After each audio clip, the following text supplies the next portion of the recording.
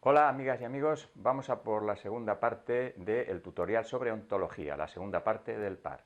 Recordad que ontología es el estudio, la reflexión, el análisis sobre el ser, el ente, lo que existe, el Dasein que decía Heidegger, que significa el estar ahí.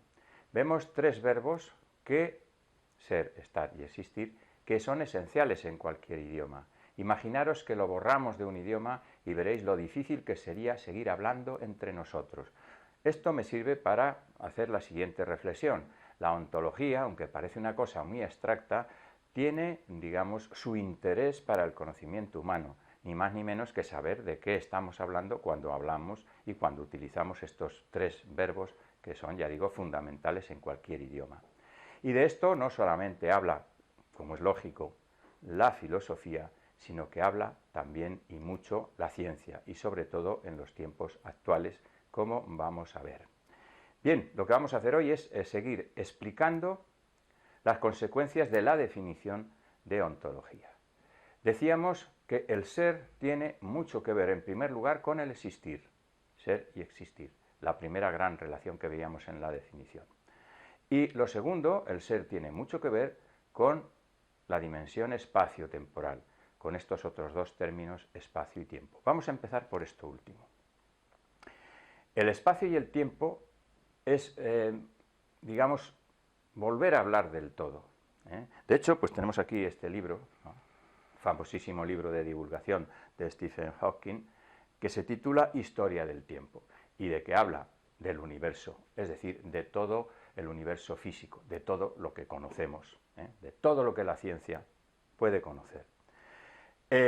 También tenemos un gran libro de metafísica que se titula El ser y el tiempo, que precisamente es Ser y tiempo, otro gran libro de Heidegger que hemos mencionado, esta vez un libro filosófico. Bien, ¿qué se puede decir del espacio y el tiempo? Bueno, es un tema tan amplio que los griegos, los primeros filósofos y científicos griegos, los sofós, lo resolvieron de la manera que les pareció a ellos más lógica y más adecuada. Y lo resolvieron de la siguiente manera. Nosotros conocemos el espacio, que es el lugar del ser, pero el espacio limitado, ¿no? El espacio del planeta o el espacio de un país, de una zona geográfica, etc. Ese espacio es el que conocemos. También conocemos el tiempo, la duración de una vida o de cualquier otro acontecimiento. Pero todo eso está encerrado en un espacio sin límites y en un tiempo eterno. ¿Por qué? Porque si no, habría que explicar qué hay fuera del espacio o qué hay antes del tiempo. Y eso les parecía a los griegos un absurdo, es decir, que no se puede explicar por qué es eterno. Lo resolvieron de esa manera y fue la manera mayoritaria en que la cultura clásica resolvía el tema del espacio y el tiempo. Un espacio y un tiempo que son sin límites y en el cual se desarrolla nuestra vida, que sí que tiene unos límites tanto espaciales como temporales más concretos. Lo pequeño, por así decirlo, dentro de lo inmenso, de lo grande. Bien, alrededor del siglo I y en los siglos posteriores hay un acontecimiento fundamental en la historia de nuestra cultura y por lo tanto también en la historia del pensamiento occidental, que es la irrupción del cristianismo. Es una religión que hunde sus raíces en el judaísmo, más antigua, y además la visión que aporta el cristianismo va a ser también la visión del creacionismo que la otra tercera gran religión del libro monoteísta, el Islam, también la adopta por completo. El creacionismo, ¿qué es? Es desplazar el foco de la atención sobre el ser de lo físico, del universo, del cosmos, a lo espiritual, a un Dios único y absolutamente poderoso, omnipotente, tan omnipotente que crea el mundo a partir de la nada. Por cierto, este término veremos que también es importante para la religión, para la filosofía y para la ciencia. Y parece que no se da importancia, ¿no? La nada. Pues sí, tiene mucha importancia. Bien, ¿qué supone un Dios creador que crea desde la nada? Que tenemos una noción del espacio y el tiempo muy distinta. El espacio tiene un límite y el tiempo tiene un comienzo y un fin, un alfa y un omega. Antes y después, ¿qué hay? Dios. ¿Qué hay fuera del universo? Dios. El tema está resuelto, aunque con una pequeña pega, claro, y es que está resuelto para el que tiene fe religiosa. ¿Y qué nos dice la ciencia actual sobre este tema? Bueno, por supuesto, la ciencia actual no habla de Dios, por lo menos no habla directamente de Dios, habla del universo físico, de lo que podemos conocer de él, que conocemos mucho.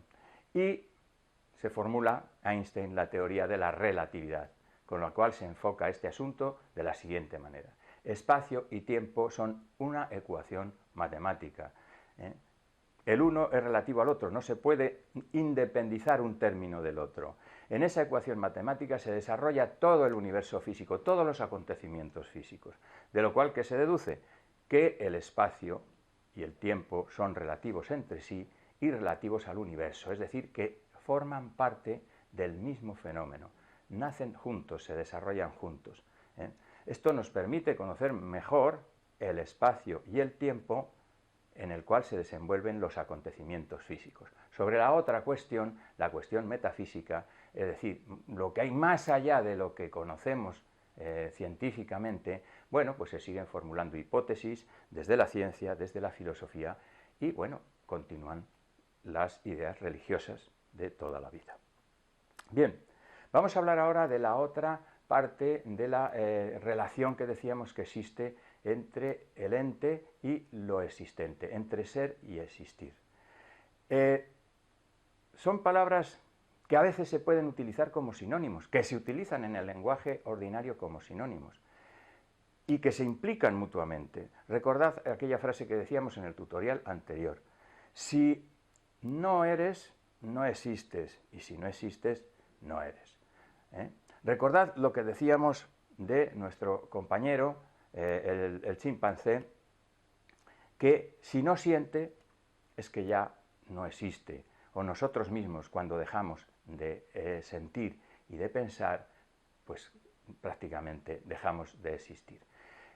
Por lo tanto, ¿qué expresa cada una de estas palabras? El ser expresa, decíamos, lo que podemos llamar la esencia, lo permanente, lo consistente, lo que, digamos, tiene una continuidad, el lugar desde donde se despliega el existir. Por eso el existir es dinámico, el existir se desarrolla. Pero ¿qué desarrolla el existir? Si partimos de la nada, no desarrollaríamos nada. Luego tiene que haber estos dos términos y son importantes. El lenguaje humano, que es una creación de la humanidad, no es una creación de ningún listo, pues tiene palabras porque las necesita. Necesitamos expresar significados y necesitamos expresar esta verdad ontológica, ¿no? Para que haya un existir, es decir, un movimiento, una realidad dinámica, tiene que haber primero un fundamento, una esencia.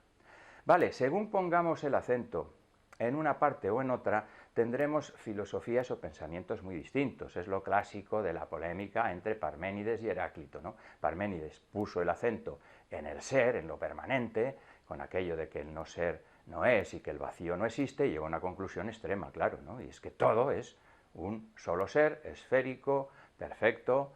La esfera es la imagen de la perfección, eterno, inmutable, una especie de bola divina, ¿no? De ser único. Una conclusión extrema que él mismo matizaría seguramente. Y Heráclito pues llega a la conclusión de que, por el contrario, lo único que existe es el movimiento. Pántarre y todo está en constante movimiento, pero se nos puede escapar ahí la esencia. En esta polémica intervienen los atomistas, los primeros materialistas, que precisamente incluyen como solución el concepto del vacío. Los átomos, que son elementos materiales pequeñísimos que componen toda la realidad, son eternos y son inmutables. Pero son muchos, son múltiples. ¿Y por qué están separados? ¿Y dónde se mueven? Por el vacío. Están separados por el vacío y se mueven en el vacío. y se mueven gracias a unas leyes intrínsecas a los elementos físicos materiales que hace que se agrupen o se disgreguen según esas leyes y van formando un movimiento de tipo mecánico, es decir, que como esos elementos pueden tener un límite, aunque sean muchísimos, pues podría ser que la realidad fuese un eterno girar, una rueda eterna. Esta idea de la rueda es muy interesante y que también tiene su reflejo en la mística o en filosofías orientales, ¿no? Todo acabará repitiéndose en la filosofía, Nietzsche. Bien, luego tenemos la filosofía idealista de Platón, que lo que hace es separar las esencias de las cosas, digamos, materiales y físicas, que son las que tienen, digamos, una existencia dinámica, las que se están, venga a mover, ¿no? Las que están en ese ciclo.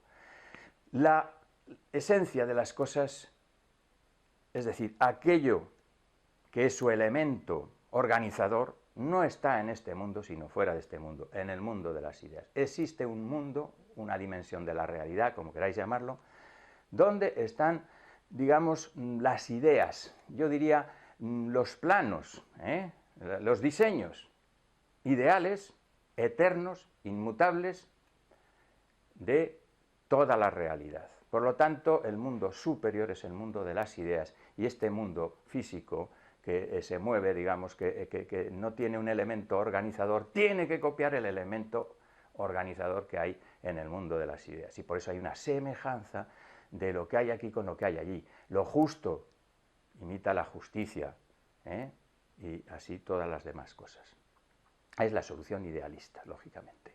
Tenemos luego la solución, digamos, naturalista, porque fue un gran naturalista, de Aristóteles. Aristóteles lo que hace es volver a bajar del cielo a la tierra las esencias. Dice, bueno, las esencias están dentro de las cosas, forman parte de una composición ilemórfica, composición de acto y potencia, en la cual se explica el movimiento, porque hay algo que permanece en todo movimiento y algo que cambia. Lo más importante dentro de las cosas es, por una parte, la materia prima, porque sin materia no existe nada, es lo último que desaparece, lo que no puede desaparecer, vaya, lo que permanece. Y lo que se transforma es la forma sustancial. También hay formas accidentales, de tal manera que la explicación del movimiento está dentro del ser. El ser tiene su ser, su esencia y su existencia, su dinamismo dentro de él, y cumple un programa como la espiga de trigo, pues es muy pequeñita, pero evoluciona, crece y se transforma en una espiga adulta. Todo el universo tiene una finalidad, y una finalidad interna, es lo que se llama un finalismo naturalista, ¿no? La naturaleza tiene un sentido, aunque Aristóteles, para explicar todo el dinamismo de su universo, recurre en último grado a una figura metafísica, que es un Dios como motor inmóvil, es decir, un Dios que proporciona desde su inmovilidad la energía a este universo. Diríamos que actúa como por wifi, diríamos hoy. Él no se mueve, él no está en este universo, pero le proporciona su dinamismo, su energía. ¿Y qué nos dice la ciencia actual? Por cierto, estas tres filosofías que acabamos de explicar, ¿no? El materialismo de los atomistas, el idealismo platónico y el naturalismo de Aristóteles, conservan lo que hemos dicho de los griegos, ¿no? Un espacio y un tiempo sin límites. Bueno, pues eso es lo que va a corregir la física moderna. La física moderna nos va a decir, en primer lugar, corrige el materialismo de los atomistas. Los átomos resulta que son una cosa mucho más compleja, mucho más dinámica, y tienen en sí las claves del universo. Entonces no son algo estático, que solo se mueve agrupándose entre sí. Son los que explican precisamente la evolución del universo, las fuerzas que actúan en el átomo. Por lo tanto, el concepto de materia es ya más complejo, ¿no? Porque incluso llegamos a que la partícula a veces se comporta como onda, y entonces eso de lo sólido hoy en día no es tan válido para describir lo material. Lo material se nos ha hecho muy complejo. Eso por un lado. Ya vimos que el espacio y el tiempo son relativos entre sí. ¿Y qué decir del finalismo? ¿Qué decir de que esto, como dice Aristóteles, tenga una finalidad natural, tenga un plan? También es la idea de la religión desde otro punto de vista, ¿no? Todo esto obedece a un plan divino. Para Aristóteles todo esto obedece a un plan natural. Bueno, pues ahí somos menos optimistas. Por un lado, la biología nos dice que la evolución de los seres vivos, de las especies, es un proceso oportunista.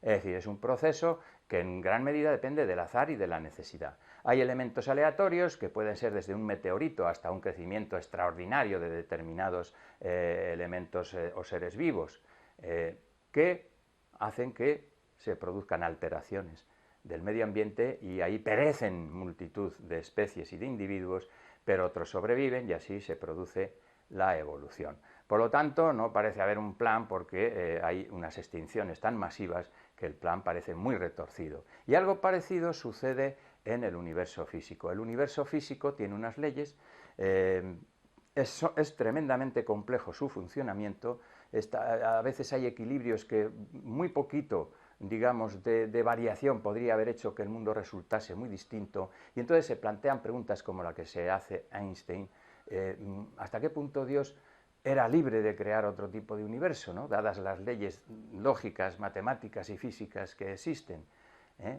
¿Descubriremos alguna vez las, digamos, leyes completas que gobiernan al universo? La teoría unificada, porque anda buscando Stephen Hawking y otros físicos, él mismo reconoce que esa es una tarea inmensa. Sería el triunfo del racionalismo, dice él en este libro, de la racionalidad, porque comprenderíamos el pensamiento de Dios, pero es mucha tarea, ¿verdad? Mucha tarea para la ciencia, para la filosofía, incluso para la religión. Pero en ese intento andamos desde que la especie humana echó a andar. No hemos renunciado a él. Muchas gracias.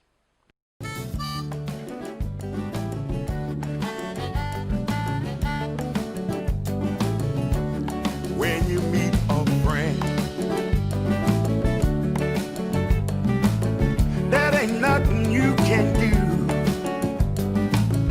That ain't nothing you can